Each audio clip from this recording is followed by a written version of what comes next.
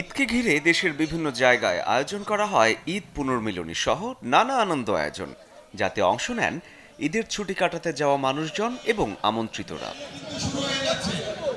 বাউল সম্রাট লালন সাইজির স্মৃতি বিজড়িত কুষ্টিয়াতে ঈদ উল ফিতরের দ্বিতীয় দিন আয়োজন করা হয় এমনই এক মিলন মেলার।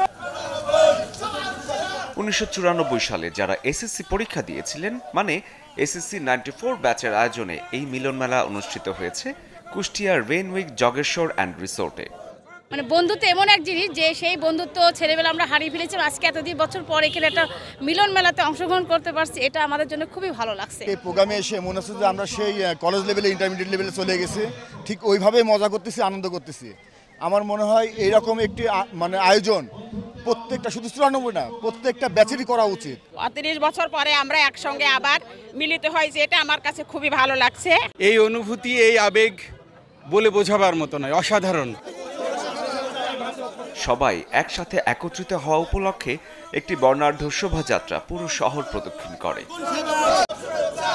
বিভিন্ন ব্যানার ফেস্টুনে জনসচেতনতামূলক ব্যানার, প্ল্যাকার্ড শোভা পায় শোভাযাত্রায়। 94 সালে আমরা এসএসসি পাশ করেছি, আজকের দিনে এসেও আমাদেরকে ঠিক ওই 94 সালে যেন ফিরে গেছে এরকম অনুভূতি হচ্ছে। তবে আমাদের একটাই প্ল্যান এখন, যে আমাদের নেক্সট জেনারেশন যারা আছে তারা কিভাবে আমাদের বিভিন্ন বন্ধু বিভিন্ন জায়গায় প্রতিষ্ঠিত, কেউ বা প্রতিষ্ঠিত হতে পারে না, কেউ আর্থিক সচ্ছলতা আছে, কেউ নাই, এদের একে অপরের সাথে আমরা মিলন বন্ধন তৈরি করাটাই মূল উদ্দেশ্য। বিশ্বমানের থার্মিক্স রড, সালাম স্টিল থার্মিক্স, দেশের একমাত্র থার্মিক্স রড। কুষ্টিয়া সদর 94 তৈরি হয়েছে এই বন্ধুদের মধ্যে মানবতার কল্যাণে কাজ করার জন্য।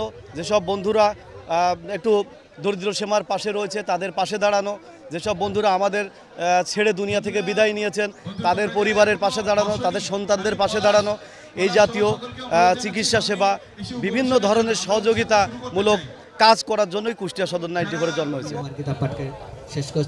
পরে গড়াই নদীর তীরে জগেশ্বর রিসোর্টে মিলন মেলায় সমবেত হন দেশের বিভিন্ন প্রান্ত থেকে আসা এসএসসি 94 ব্যাচের বন্ধুরা। আজ থেকে 30 বছর আগের সেই স্মৃতিময় দিনকে নতুন করে স্মৃতিতে তুলে আনার চেষ্টা করেন তারা। অনেকের সাথে পরিচয় নেই, মানে সবার সাথে পরিচয় হয়ে যাবে, এটাই হচ্ছে সবচেয়ে আরো ভালো লাগছে যে অনেক বন্ধুদের চিনি না, আজকে চিনবো সবাইকে। কে কোথায় আমরা ছিলাম এতদিন ধরে, কে কোন জায়গায় আছি, কোন পেশায় আছে, সব কিছু নিয়ে আমরা আবার প্রাণের উচ্ছলে একত্রিত হচ্ছে। এইটা যে কতটা অনুভূতি আসলে কেউ ভাষায় প্রকাশ করতে পারবে না। বয়স যতই বাড়ুক, আমরা পৃথিবীর যে প্রান্তেই যাই না কেন, আমরা যারা একসাথে এসএসসি পরীক্ষা দিয়েছি, বেশ কয়েকটা বছর একসাথে পড়ে তাদেরকে একসাথে কাছে পাওয়া, মানে বিশাল একটা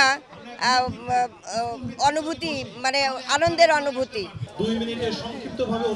সাংস্কৃতিক অনুষ্ঠানের মধ্য দিয়ে শেষ হয় এই মিলন মেলা।